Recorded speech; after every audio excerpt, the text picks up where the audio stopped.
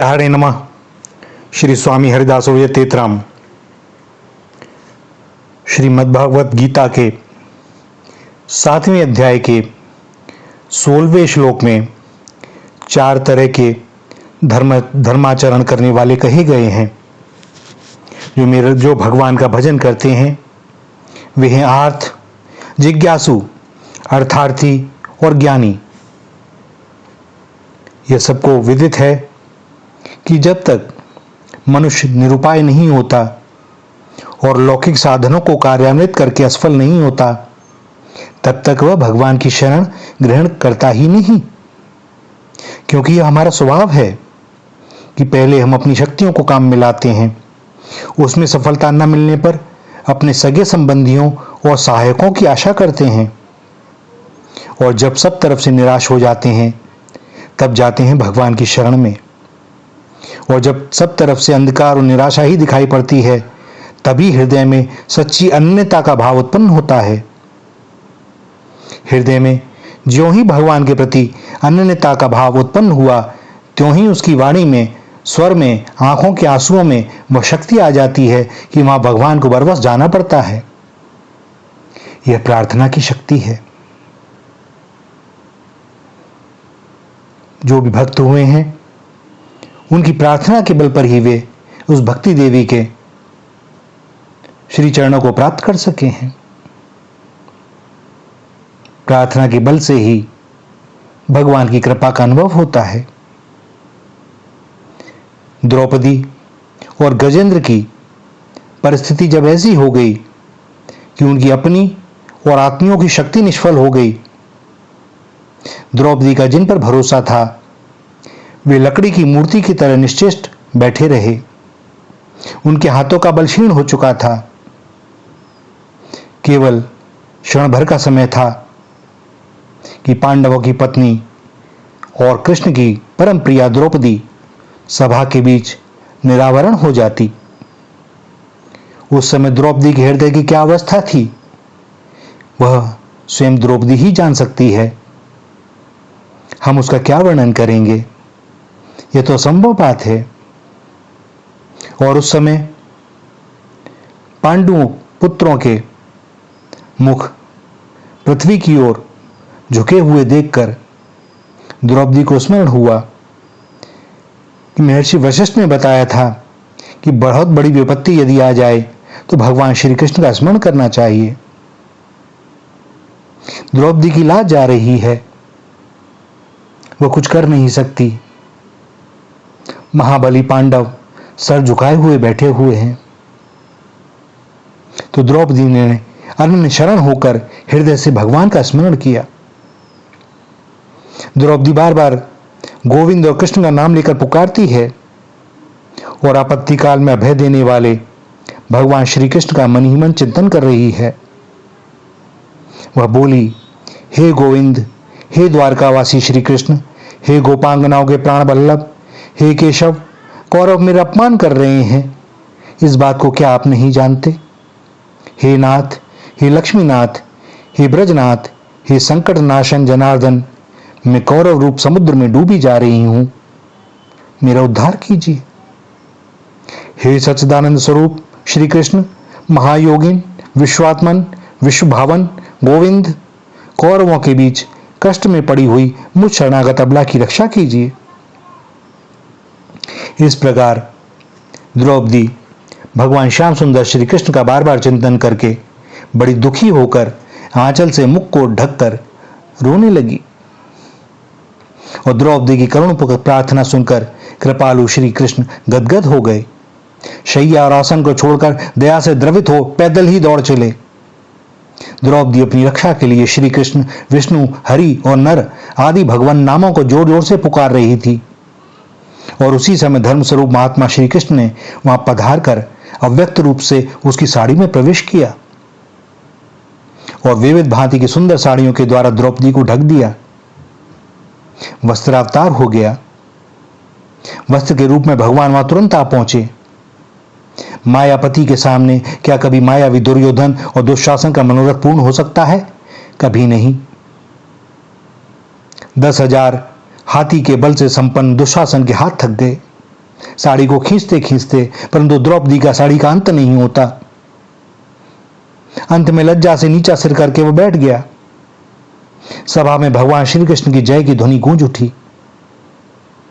भगवान की प्रार्थना में भगवान के नाम, गुण और प्रभाव का तो उल्लेख होता ही है। उन्हीं के प्रभाव से प्रार्थना सफल भी होती है। गजेंद्र ने भी ऐसी ही परिस्थितियों में भगवान का स्मरण किया। जब गजेंद्र ने पानी पीने के लिए जल में प्रवेश किया, तब किसी बलवान ग्राह ने क्रोध से उसका पैर पकड़ लिया। उसके साथ उसके सहायक सैकड़ों हाथी और हथनियां थीं। उसने उन्हें अपनी सहायता के लिए बुलाया। वह स्वयं बहुत बलवान था, परंतु जब भाग्य प्रतिकूल होता है तो सब उपाय निष्फल हो जाते हैं। उसका और उसके सहायकों का प्रयत्न निष्फल हो गया। कोई भी उसको ग्राह से छुड़ाने में समर्थ नहीं हुआ। वे तट पर खड़े होकर रोने और चिल्लाने लगे। अब गजेंद्र को भी अपने बल का भरोसा न रहा। ग्राह के साथ युद्ध करते हुए कहते हैं 1000 वर्ष बीत गए। कभी हाथी ग्राह को खींचकर जल से बाहर ले आता, तो कभी ग्राह हाथी को खींचकर जल में ले जाता। इस युद्ध को देवताओं ने बड़े आश्चर्य से देखा। हाथी का बल घटने लगा तो उसके मन में चिंता बढ़ी।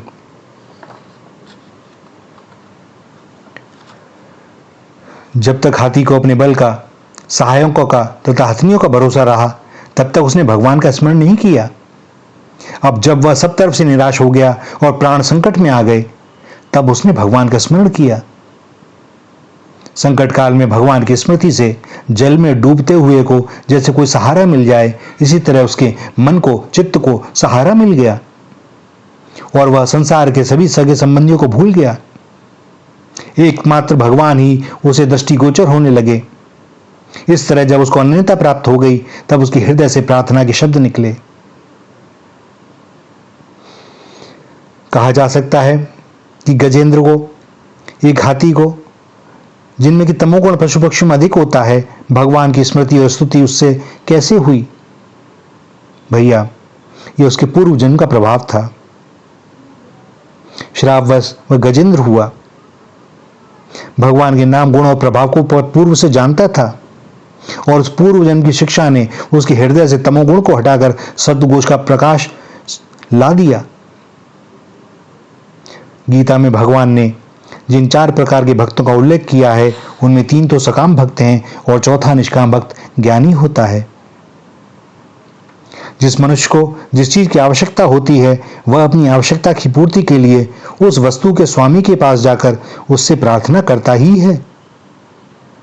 परंतु जो आत्माराम होते हैं ना, उनको किसी वस्तु की आवश्यकता नहीं, कोई दुख नहीं, कोई सुख नहीं, सदैव आनंद में निमग्न रहते हैं, अहेतु की भक्ति करते हैं, भगवान की स्तुति करते हैं, उनके नाम, गुण और प्रभाव को गाते हैं, क्योंकि भगवान के गुण ऐसे हैं ही। भक्ति उसी को कहते हैं जिसमें भगवान नाम का जप हो। भक्ति शब्द भज सेवायाम धातु से बनता है।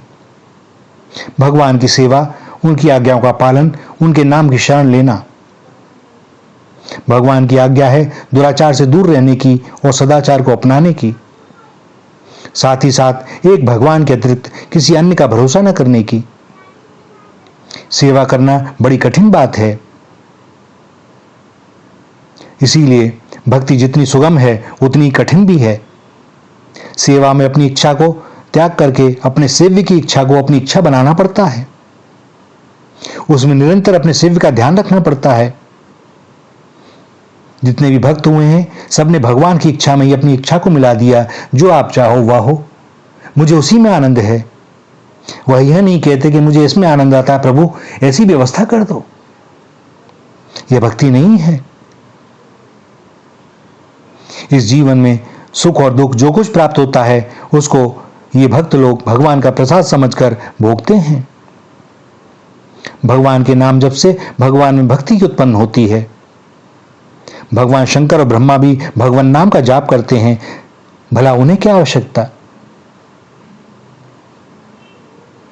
भगवत भक्ति में नाम की प्रधानता है।